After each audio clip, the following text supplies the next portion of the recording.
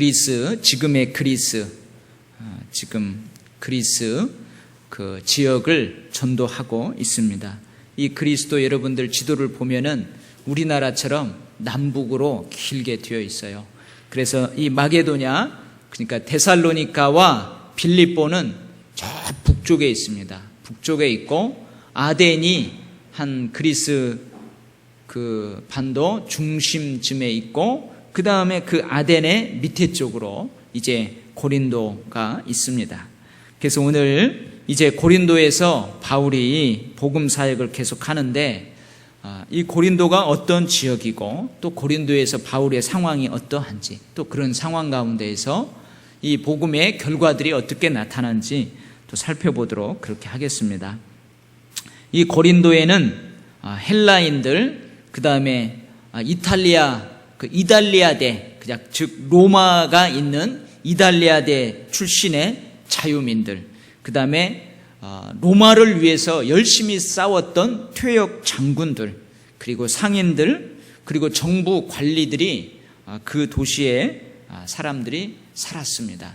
여러분, 데살로니가라는 그 지역이 새롭게 도시가 구성되어 있는데 거기에 주로 사는 사람들이 로마의 퇴역 장군들이라고 했습니다. 근데 이 고린도에는 여러 사람들이 그렇게 모여서 살고 있습니다. 이 아가야의 수도인 이 도시는 상업적 무역 도시였기 때문에 대부분 많은 사람들이 쉽게 돈을 벌 수가 있었어요. 이게 쉽게 부자가 될 수 있었습니다. 쉽게 돈을 벌 수 있으니까, 쉽게 부자가 되니까 다른 지역보다도 호화스러운 생활을 할 수가 있었습니다. 여러분, 근심 걱정하고 돈이 많고 그러면은 그러지 않아야 되는데 이렇게 윤택한 생활을 하는 사람들은 대부분 윤리적으로 도덕적으로 타락하기가 쉽습니다. 근데 이 고린도에 사는 사람들이 쉽게 타락을 했습니다.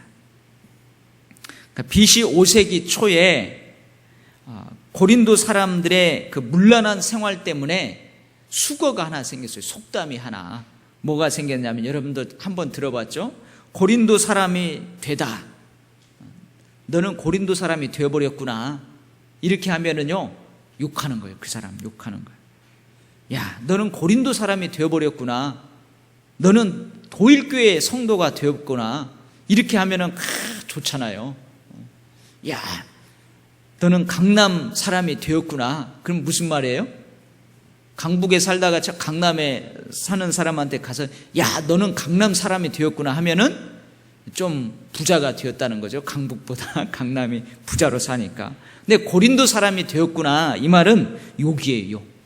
무슨 뜻이 담겨 있냐면 너는 성적으로 타락한 부도덕한 사람이 되었구나, 개망나니가 되었구나, 그런 의미가 있어요. 이만큼 여러분, 고린도가 아주 타락한 그러한 곳이에요. 그리고 바울이 이 고린도에 와서 사역하기 오래전 일이지만 여러분, 그 도시의 가장 높은 곳을 뭐라고 한다고 그랬어요? 우리 아덴을 공부할 때, 아테네를 공부할 때 그 아테네의 가장 높은 곳에 파르테논 신전이 세워져 있었잖아요. 그 높은 곳을 우리가 뭐라고 한다고 그랬죠? 아크로폴리스라고 그랬어요. 이 고린도에도 보면은 이 고린도 성읍에서 가장 높은 곳이 있어요. 거기에 무슨 신전이 세워져 있었느냐? 아프로디테라는 신전이 세워져 있었답니다. 그리고 여러분 놀라지 마세요.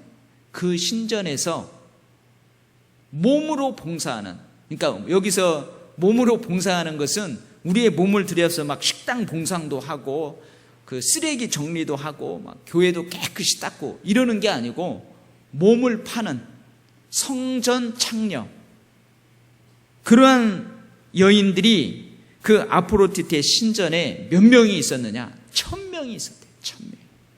1000명이나 있었대요. 그래서 제가 그 고린도에 갔을 때에 한번 여러분들에게 말씀드린 것 같은데 그 유물들을 발굴해 놓은 거 있어요. 토기들을 발굴해 놓은 게 있어요. 근데 거기 보면은 남자 성기들이 토기로 만들어진 것이 많이 발견이 됩니다. 그리고 여자 성기도, 그리고 여자의 그 가슴도, 그러한 것이 막 발견이 돼요. 그런데 가이드가 설명을 하더라고요. 왜 이런 것이 여기에서 많이 출토되느냐. 그 당시 성하고 관련된, 성적 물러남하고 관련된 질병들이 이렇게 많았다는 거예요.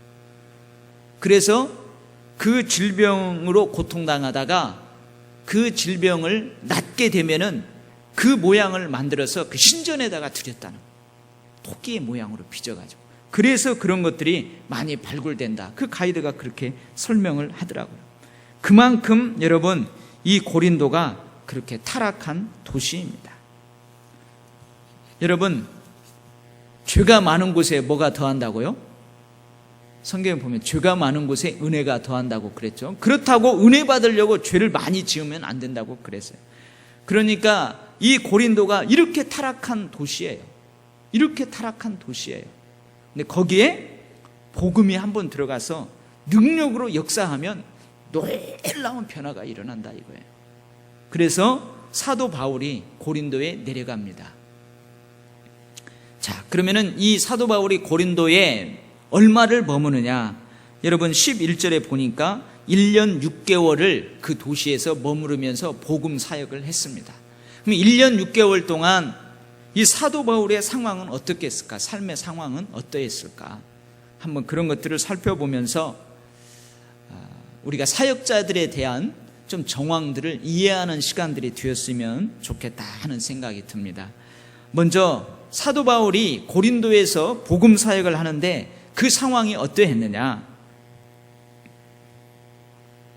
우리 3절 말씀 다 같이 한번 읽어볼까요? 시작.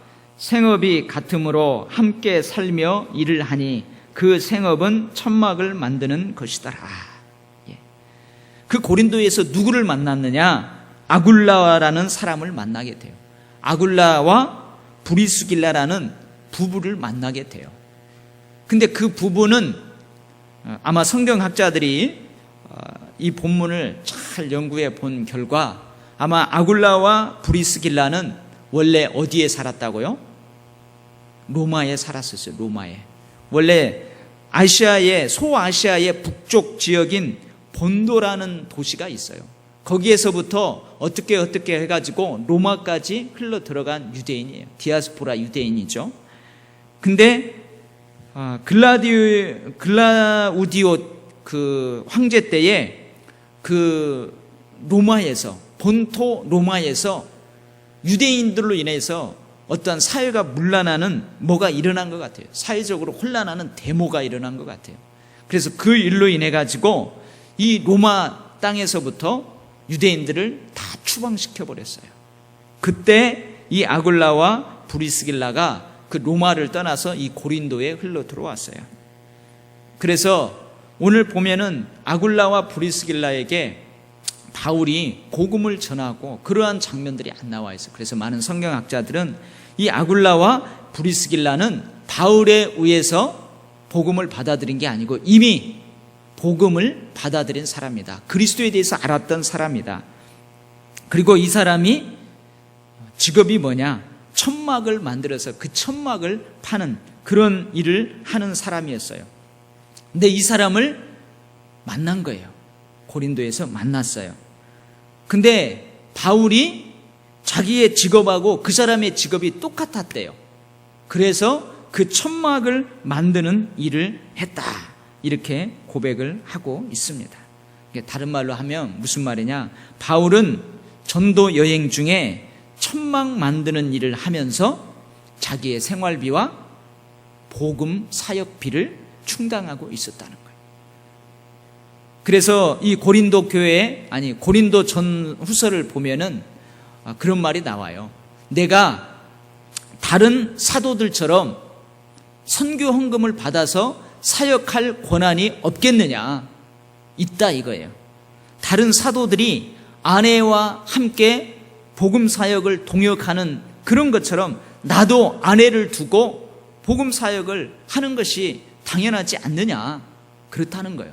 근데 자기는 오히려 그런 권한을 쓰지 않고 자비량으로 자기가 일하면서 생활비도 벌고 그 다음에 복음 사역비도 자기가 충당을 하면서 사역을 했다. 그렇게 고백을 하고 있어요.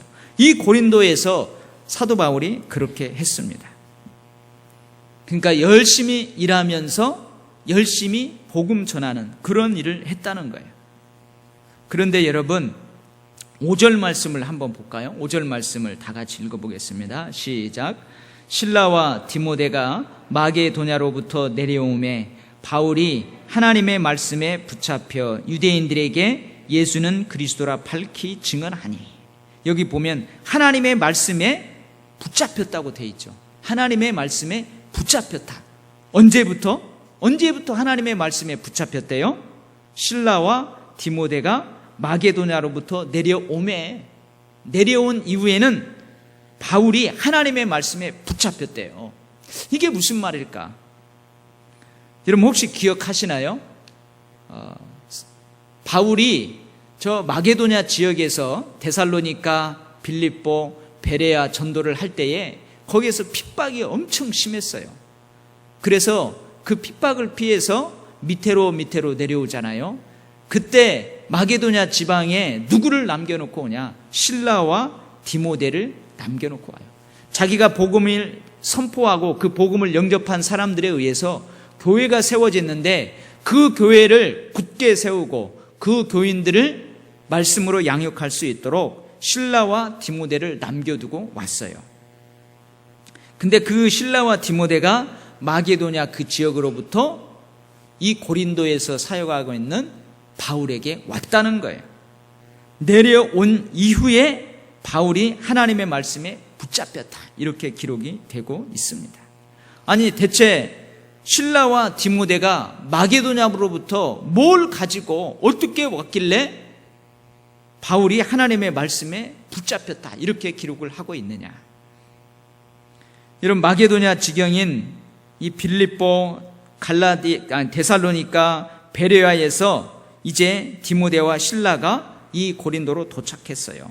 근데 이 디모데가 데살로니카로부터 그 교회로부터 바울에게 가져온 소식과 꼭 가져온 무엇이 있어요. 그것이 어디에 잘 나타나 있느냐? 데살로니가 전후서에 잘 나타나 있습니다. 뭘 가지고 오냐? 첫 번째는 데살로니가 교회로부터 디모데가 내려와서 사도 바울에게 보고를 합니다. 무슨 보고를 하냐면 성도들이 그리스도를 복음을 영접한 성도들이 환난과 핍박 중에서도 좌절하지 않고 오히려 기쁨으로 신앙생활에 열중하고 있습니다. 열중하고 있습니다. 이 좋은 소식을 가지고 왔어요.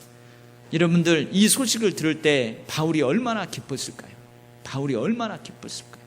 환난과 핍박 여러 가지 오늘 또 보면 대적들의 비방, 대적들의 그 반대를 무릅쓰고 복음의 씨를 뿌렸는데 그 복음을 받아들이는 사람들도 역시 환난과 핍박을 받을 수 있는 상황인데 오히려 데살로니가 성도들이 좌절하지 않고 기쁨으로 신앙생활을 잘 하고 있습니다. 이 소식을 들을 때 날아갈 것 같지 않겠어요? 그 소식을 가져왔어요. 그런데 사도 바울 선생님 한 가지 문제가 있습니다. 그게 뭐냐? 그리스도의 재림하고 관련돼서 예수 그리스도의 재림과 관련돼서 약간의 혼란이 생겼습니다. 그러는 거예요. 예수 그리스도의 그 재림에 대해서 종말에 대해서 조금 약간 혼란스러운 일들이 그 데살로니가 교회에 있게 돼요.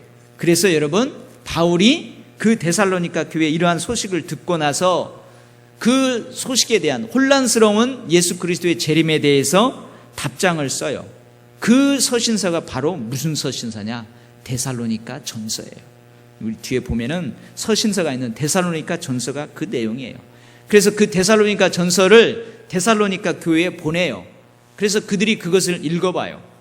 그리고 또 소식을 접합니다. 그 데살로니가 전서를 읽고 그 데살로니가 교인들이 어떻게 변화되고 어떠한 반응을 했는지를 들어요. 그리고 두 번째 서신을 또 쓰게 됩니다. 그것이 바로 데살로니가 후서예요.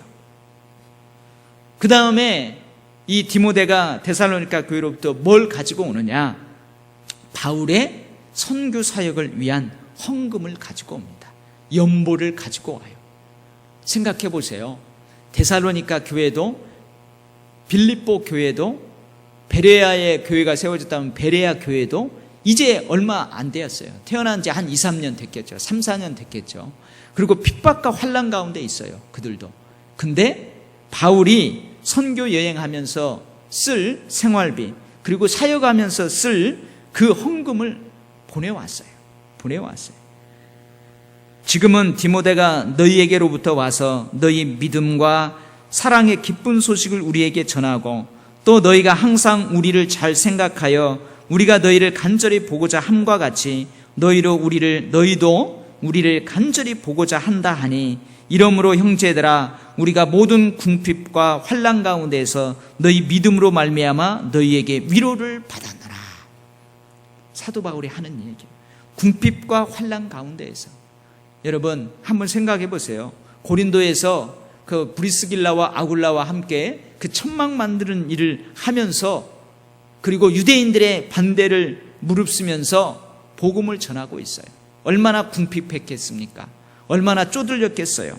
그런 가운데에 디모데가 데살로니가로부터 그러한 좋은 소식을 가져오고, 그러한 물질을, 헌금을, 연보를 가지고 오는 거예요.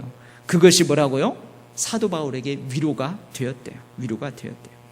여러분, 신라는 빌립보 교회 소식과 그들이 보낸 연보를 신라도 가지고 왔습니다. 또 내가 너희와 함께 있을 때에 비용이 부족하였을 때 아무에게도 누를 끼치지 아니하였음은 마게도냐에서 온 형제들이 나의 부족한 것을 보충하였습니다. 내가 모든 일에 너희에게 폐를 끼치지 않기 위하여 스스로 조심하였고 또 조심하리라.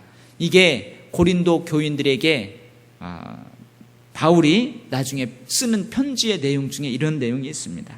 여러분, 고린도 지역에서 궁핍방 가운데에 복음 사역을 했지만 그 고린도 교회가 이제 갓 태어났어요. 어린아이와 같아요. 그래서 너희들에게는 내가 누를 끼치지 아니하려고 무지애를 썼다는 거예요. 그러면서 마게도냐에서 온 형제들이 그 부족한 것을 보충해 주었기 때문에 그것이 한결 수월했다. 이렇게 고백을 하고 있습니다. 빌립보 사람들아, 너희도 알거니와 복음의 시초에 내가 마게도냐를 떠날 때에 주고받는 내 일에 참여한 너희 교회가 너희 외에 아무도 없었느니라. 데살로니가에 있을 때에도 너희가 한두 번 아니라 2번이나 나의 쓸 것을 보내었도다. 이렇게 보냈어요. 빌립보 교회. 먼저 세워진 교회들이 이 사도 바울의 궁핍함을 알거든요. 그러니까 그것을 다 보내왔습니다. 마게도냐 지경의 교회들이 디모데와 실라를 통해 보내준 헌금은 궁핍한 가운데 생활하고 있는 사도 바울에게 참으로 유용한 것이 되었습니다. 이 헌금으로 인해서 바울은 더 이상 뭐에 신경을 쓰지 않아도 돼요? 생계 유지에 신경을 쓰지 않아도 돼요. 그리고 오로지 뭐에만 집중할 수 있어요? 말씀 전파하는 사역에만 몰두할 수 있었습니다. 다른 말로 하면은 바울은 이 헌금 덕분으로 장막 만드는 일에서 벗어나서 말씀 사역에만 몰두하게 되었다는 거예요. 이것이 바로 무슨 의미예요? 오늘 5절 말씀 읽었잖아요. 실라와 디모데가 마게도냐로부터 내려오매 바울이 하나님의 말씀에 붙잡혀. 이 말이 그 말이에요. 실라와 디모데가 마게도냐로부터 기쁜 소식과 함께 그들이 어려운 상황 가운데에도 힘써서 드린 그 연보를 가져왔다는 거예요. 그러므로 이제는 자기가 먹고 사는 일, 사역비에 신경을 쓰기 위해서 그 천막 만드는 일에 몰두했었는데 이제 그것을 하지 않고 어디에만 몰두해요? 하나님의 말씀 사역에만 몰두할 수 있었다. 이렇게 고백을 합니다. 이게 사도 바울의 상황이었습니다. 여러분, 저는 이 말씀을 묵상하면서 그래. 사역자는 때로는 말씀과 기도에 전무해야 되지만 그러나 때로는 그 외의 것들을 해야만 하는 때가 있어요. 그 외의 것들을 해야만 하는 때가 있어요. 그러나 여러분, 이것도 잘하고 저것도 잘 해야 됩니다. 그렇죠? 아멘? 여러분들도 여러분 교회 일만 하는 게 아니잖아요. 여러분들에게 맡겨진 직분을 감당하기 위해서만 최선을 하는 거 아니잖아요. 그죠? 하나님이 맡겨준 이 교회 사역, 하나님의 사역, 하나님의 일도 열심을 내지만 여러분들이 또 하는 일들이 있어요. 그게 뭐예요? 우리 자식들 돌봐야 돼요. 우리 남편들 돌봐야 돼요. 우리 가정을 돌봐야 돼요. 그래서 사역자에게 말씀과 기도의 사역이 뭐냐? 여러분에게는 교회 사역이에요. 하나님 나라를 위해서 하는 사역이에요. 그리고 사역자가 말씀과 기도 위에 오늘 본문하면 생업과 관련된 장막 만드는 일, 그 외에 때로는 다른 많은 일들을 해야만 돼요. 그것이 여러분에게는 뭐가 해당되느냐? 자식들 키워야 되고 남편 뒷바라지해야 되고 가정 경제를 잘 꾸려가야 되는 거, 그거예요. 근데 이 두 가지를 다 잘해야 된다는 거예요. 그걸 잘 해야 돼요. 근데 여러분이 힘이 들어요, 안 들어요? 힘이 들어요, 안 들어요? 넉다운 되는 사람들 있습니다. 특별히 개척하는 목사님들, 오늘 또 제가 우리 시안 시찰 조찬 기도회가 있어서 저보고 설교해달라고 그래가지고 갔어요. 근데 희한하대요. 그 교회가 지하예요, 지하에 이제 작년인가 이제 처음 세워져 갖고 우리 시찰회로 들어왔나 봐요. 근데 제가 다른 사람들 좀 빨리 가가지고 거기 딱 이렇게 앉아가지고 기도를 하는데 왜 이렇게 눈물이 나는지 자꾸 눈물이 나더라고요. 근데 그 교회가 측은해서 눈물이 나는 게 아니고 내가 참 감사하구나.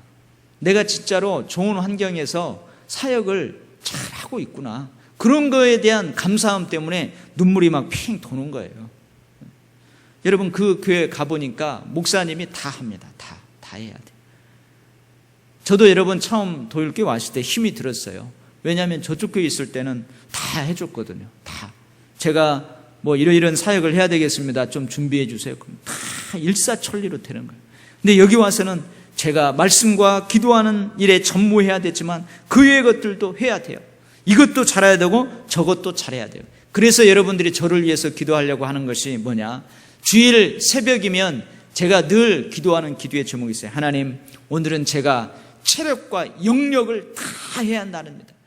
영력을 7배나 더하여 주시고 체력적으로도 힘들지 않게 해 주십시오. 여러분 제가 한 4, 5kg 빠진 것 같아요.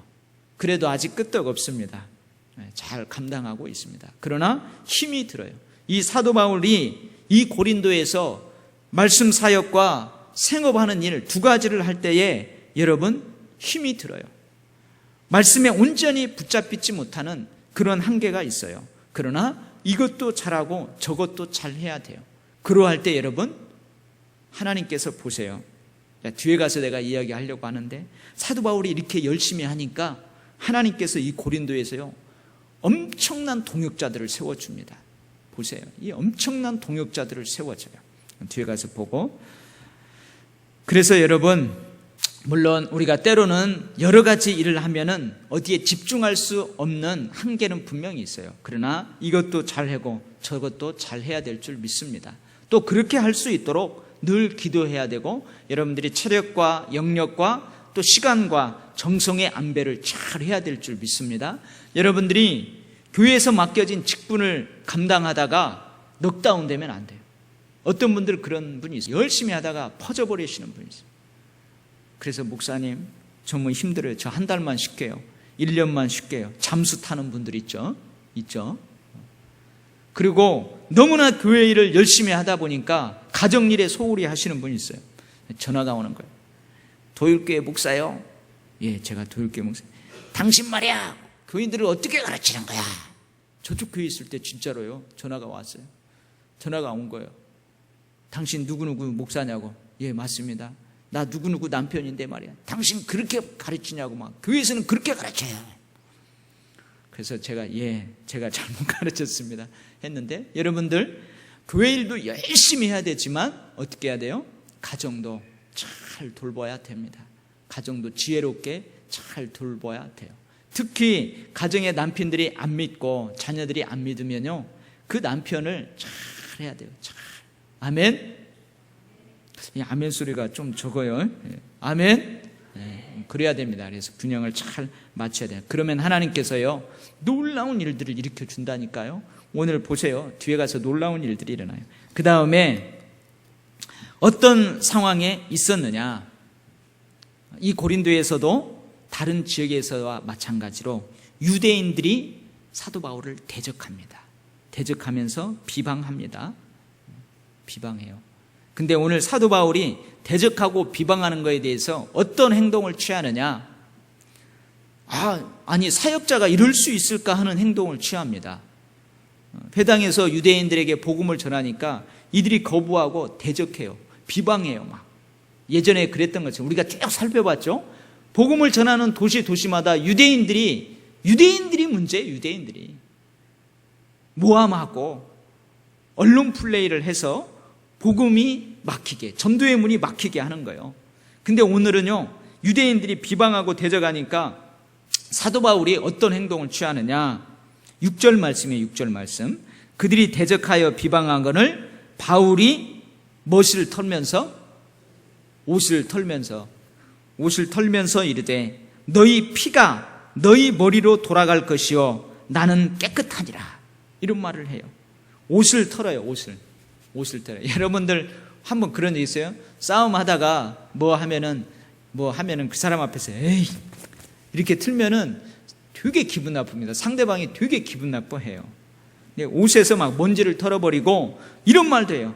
너희 피가 너희 머리로 돌아갈 것이라 나는 깨끗하다. 이런 말을 해요. 이게 무슨 의미일까? 성경에서 옷을 턴다는 것은 엄숙한 맹세를 할 때 또는 누군가에게 저주의 행동을 할 때 그런 때 옷을 털어버려요.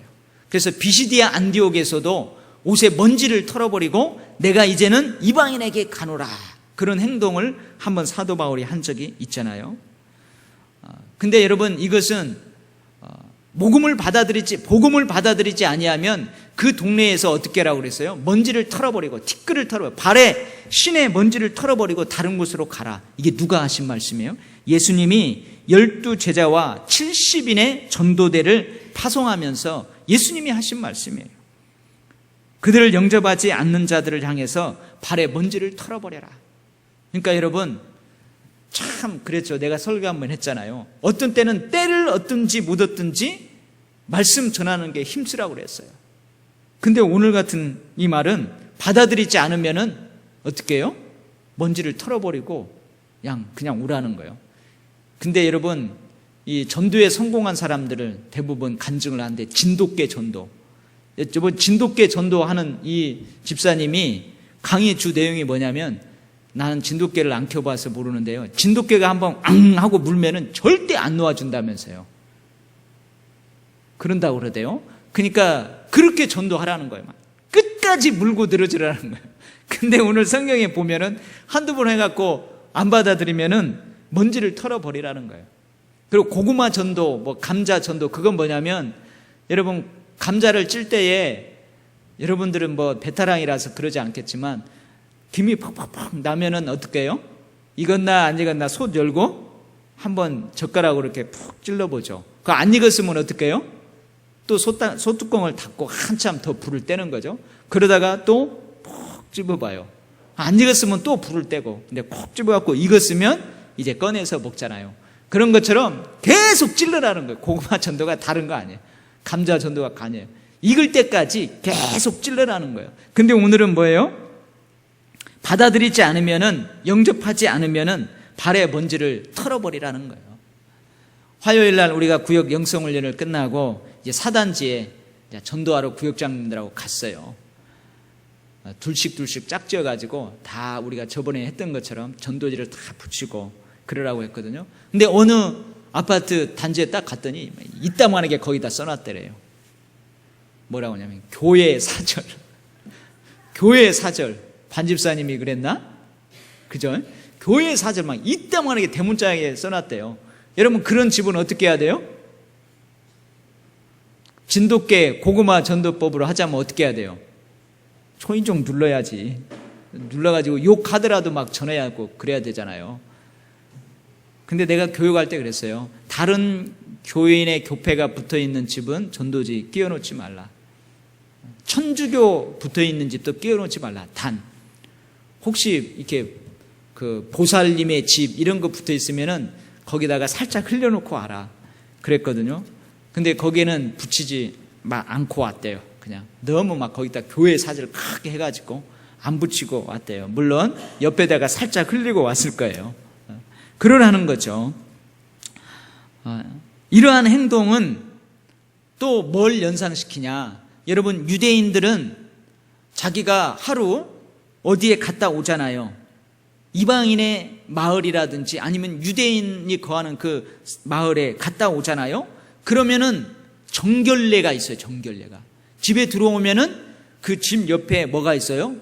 돌 항아리가 있어요. 그래서 거기에서 물을 떠서 손발을 깨끗이 씻고 몸을 털고 먼지를 털어버리고 그렇게 들어옵니다.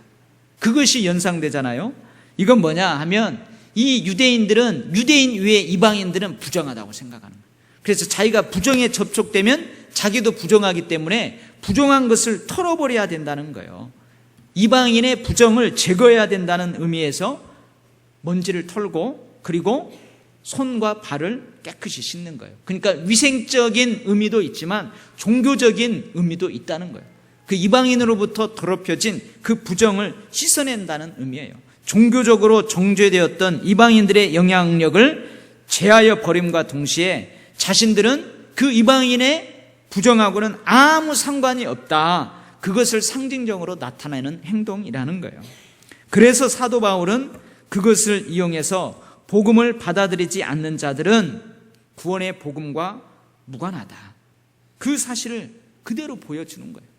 유대인들에게 그걸 보여주는 거예요. 유대인들은 잘 알 거예요. 사도 바울이 신발에서 먼지를 털고 옷에서 먼지를 터는 것이 왜 저 사람이 왜 그러는가 그걸 알 거예요. 사도 바울은 어떤 의미라고요? 복음을 받아들이지 않는 자들은 구원의 복음과 무관하다는 사실을 그대로 보여주는 거예요. 그리고 너희 피가 너희 머리로 돌아갈 것이요. 이 말도 여러분 구약 성경 여러 곳에서 나옵니다. 에스겔서에서 한 번, 두 번, 세 번, 사무엘 하에서 한 번 이런 말이 나와요. 그리고 이 말은 또 어디에서 찾아볼 수 있느냐? 유대인들이 빌라도에게 뭐라고 그래요? 예수님을 내돌라. 십자가에 처형할 수 있도록 내돌라. 그러니까 빌라도가 뭐예요? 그러면은 이 예수의 핏값에 대해서 너희들이 책임지겠느냐? 그러니까 뭐라고 그래요? 좋다. 그 핏값을 우리에게, 우리 자손에게 돌려라. 아주 자신 있게 이야기하잖아요. 이 말의 의미는 뭐냐? 살인자는 죽은 사람의 생명에 대한 책임이 있다는 거예요. 또한 그 책임에 따라서 하나님께서 반드시 심판할 것이라는 것을 뜻하는 거예요. 그러니까 뭐예요? 너희 피가 너희 머리로 돌아갈 것이다. 말씀을 내가 전했다. 생명의 말씀을 전했다. 그러나 너희들이 끝내 거부했으므로 너희들의 영적 생명에 대한 책임은 나에게 있는 게 아니고 너희들 스스로에게 있다. 이러한 뜻입니다. 이러한 뜻이에요. 여러분, 우리가 전도할 때요, 이 반대하는 사람들, 거부하는 사람들, 심지어 교회 다니는 사람들에 대해서 욕하고 그러한 사람들을 만날 때요, 참 실족할 수 있어요. 그리고 어떻게 해야 될 줄을 모르는 때가 있어요. 여러분, 때로는 우리가 어떻게 해야 돼요? 때로는 아주 담대할 필요가 있어요. 복음에는 양면성이 있습니다. 받아들이는 사람에게는 생명이지만 거부하는 사람들에게는 사망이에요. 그래서 복음은 받아들이는 사람에게는 생명의 향기이지만 거부하는 사람들에게는 사망의 향기가 되는 거예요. 그래서 어떤 때는요, 여러분들이 너무나 값싼 복음을 전하지 마세요. 위축되지 마세요. 위축되지 마세요. 어떤 사람들은 우리를 되게 멸시합니다. 무시합니다. 그러면 그냥 그러는갑다 해요. 그러나 우리가 정말로 그들에게 멸시받을 만한 존재가 아니라는 거예요, 사실은.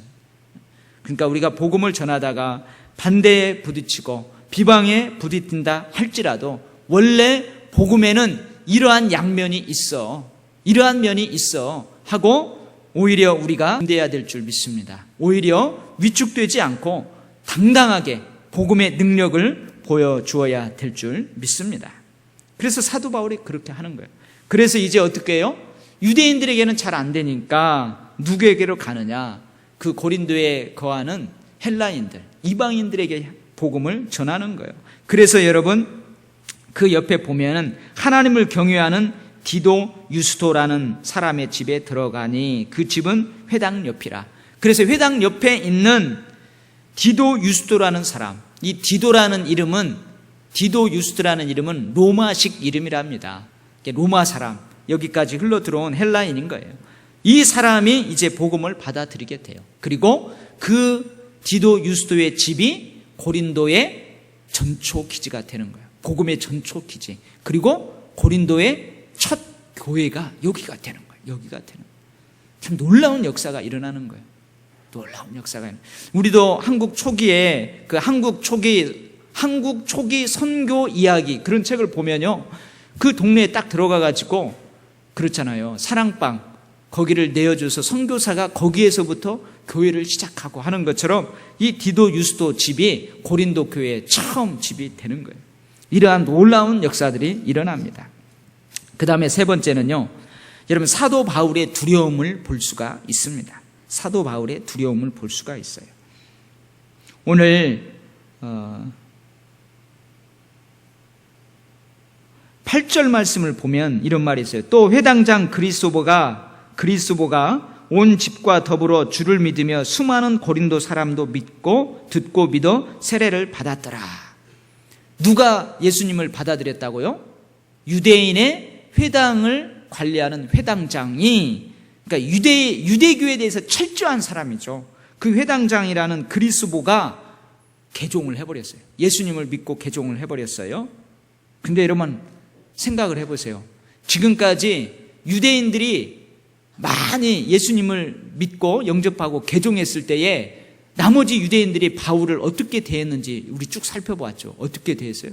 돌로 쳐 죽이려고 하고, 여러분 공권력을 동원하고 언론 플레이를 하고 그랬어요. 그러니까 여러분 회당장 그리스도가 예수님을 받아들이고 개종을 했어요. 사도 바울에게 있어서는 기쁨이지만 한편으로는 또 어떤 생각이 들어요? 이 일로 인하여서 내가 베레아에서 그랬던 것처럼, 데살로니가에서 그랬던 것처럼, 빌립보에서 그랬던 것처럼 또 이들이 나를 해코지하면 어떻게 할까? 내가 어려움에 처하면 어떻게 할까? 여러분 이런 두려움이 바울에게 있지 않겠어요? 여러분 바울이 천사가 아닙니다. 여러분 복음을 전하는 기계가 아니에요. 여러분 배고파서 배고파할 줄도 알고, 슬퍼서 눈물도 흘릴 줄 알고, 기뻐서 기뻐할 줄도 알고, 두려움도 느낄 수 있는 사람이에요. 사람. 유대인들의 핍박이 악의적인 방법으로 깊어지기 전에 이 정도면 됐지, 빨리 조용히 고린도를 떠나서 다른 곳으로 가자, 이런 생각도 들지 않겠어요? 그런 생각이 들지 않을 수도 있지만 여러분 지금까지 사도 바울의 전도 여행을 쭉 돌아보면 그럴 수 있을 가능성이 있다는 거예요. 바울은 영적으로 육신적으로 위축되어질 수도 있습니다. 어쩌면 고린도에서 계속적인 복음 사역을 위해서는 뭔가가 위로와 격려가 필요했을지도 모르겠어요. 이런 사도 바울을 성령께서 위로해 주십니다. 격려해 주십니다. 뭐라고요? 밤에 잠을 자는데 환상 가운데 성령께서 말씀하세요. 두려워하지 말라. 극히 담대하라. 여러분 이 말은 어디에서 많이 들었던 얘기죠? 뭐예요? 구약 성경에서 특별히 이제는 모세의 후계자로서 요단을 건너 여리고를 정복해야 돼요. 정복 전쟁을 치루어야만 돼요. 그리고 정복 전쟁을 치른 다음에 그 땅을 정복해서 이스라엘의 각 지파들에게 그 땅을 분배해야 돼요. 그리고 여호수아는 모세에 비하면 너무나도 약한 존재예요. 그리고 나이도 거의 80 가까이 되었어요. 두려움이 있겠어요? 없겠어요? 두려움이 있습니다. 그때 하나님이 뭐라고 그래요?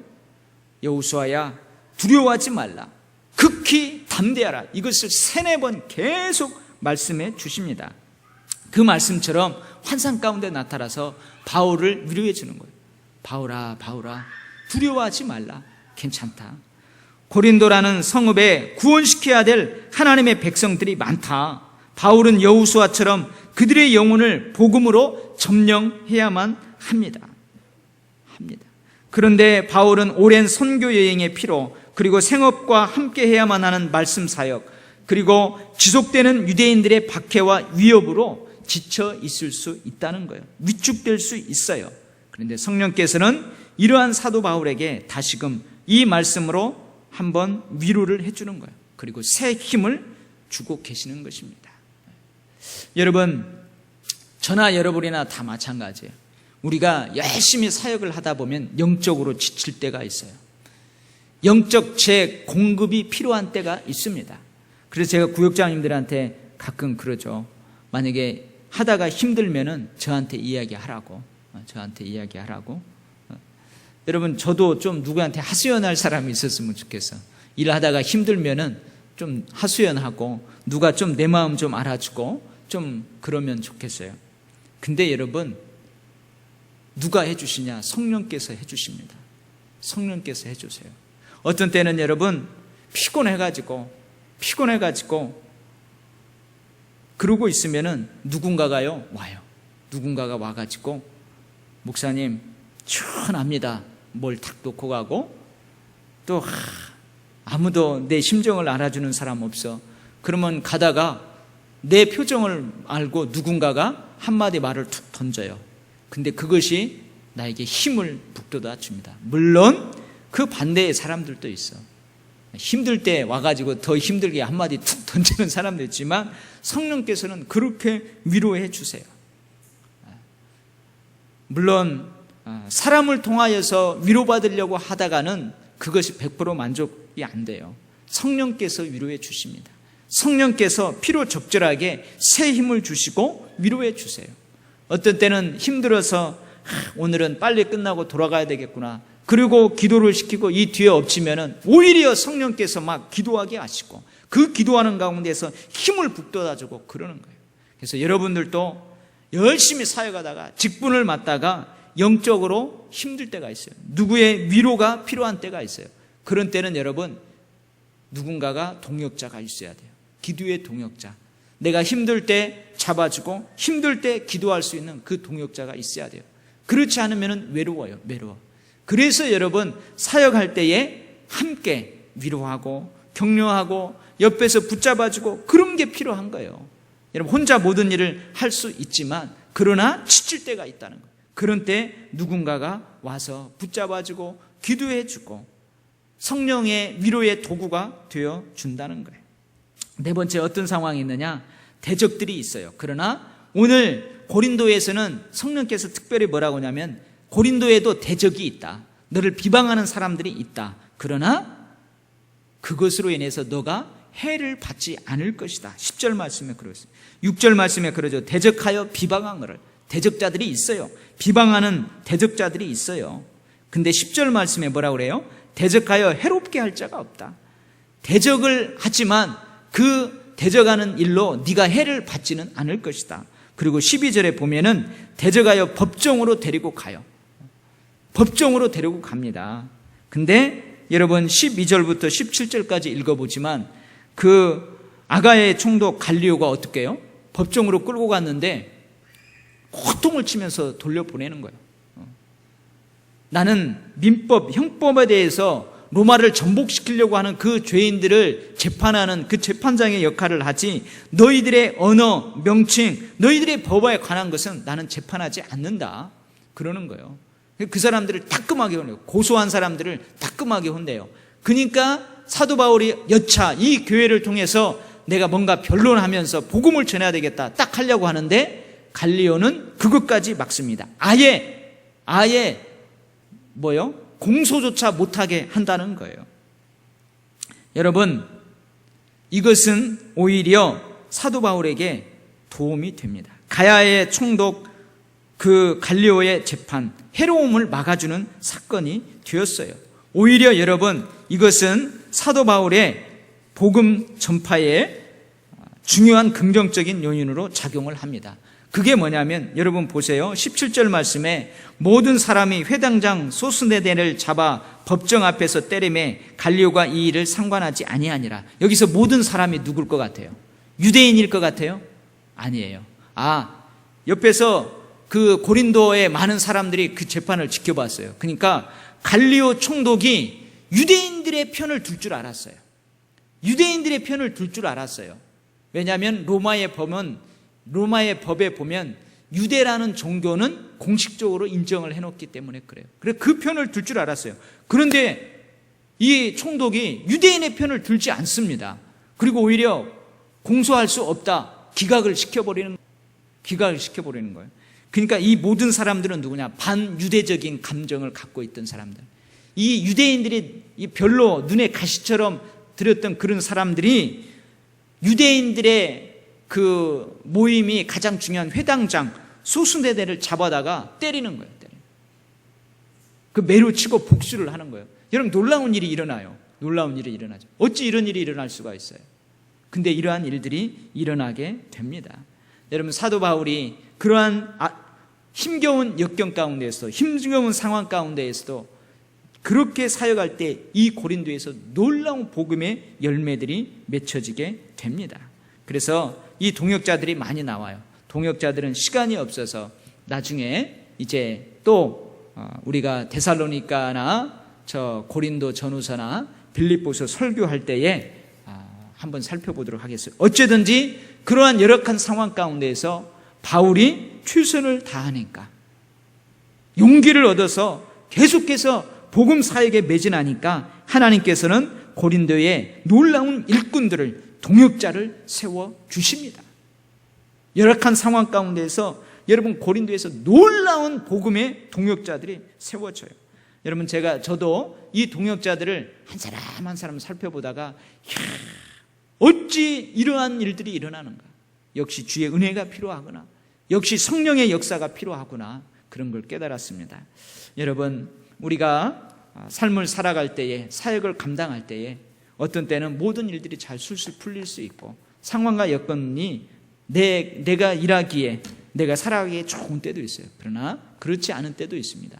그럴 때에도 성령님 의지하고 두려워하지 말고 담대히 그 인생의 여정을 용기 있게 살아갈 때에 여러분, 그 가운데에서 놀라운 복음의 능력이 나타나고 복음의 꽃이 피었던 것처럼 우리의 삶에서도 삶의 꽃이 피고 열매가 맺을 줄 믿습니다. 아멘.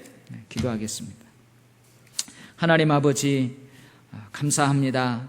아덴이라는 곳에서도 사도 바울이 그렇게 고생했는데 이 고린도에 와서도 하나님, 여러 가지 열악한 상황들이 있었지만 오히려 이 도시에는 하나님을 믿기로 작정된 사람들이 많다, 힘을 내라, 용기를 내라, 하나님 그렇게 해 주시는 것들을 살펴보면서 하나님, 우리도 긍정적인 마음 가지고 담대함을 가지고 성령의 위로함과 성령의 인도하심 따라 나아갈 때에 놀라운 그 결과들을 우리 손에 거머쥐게 될 줄 믿습니다. 하나님, 우리 교회의 사역 가운데 이러한 놀라운 은혜를 부어 주시옵소서. 우리 도일교회 모든 성도들의 삶 가운데에 이러한 놀라운 은혜를 베풀어 주시옵소서. 하나님, 이것도 잘해야 되겠습니다. 저것도 잘해야 되겠습니다. 아버지, 모든 것 맡겨주는 것 능히 감당할 수 있도록 오 주님 도와주시옵소서.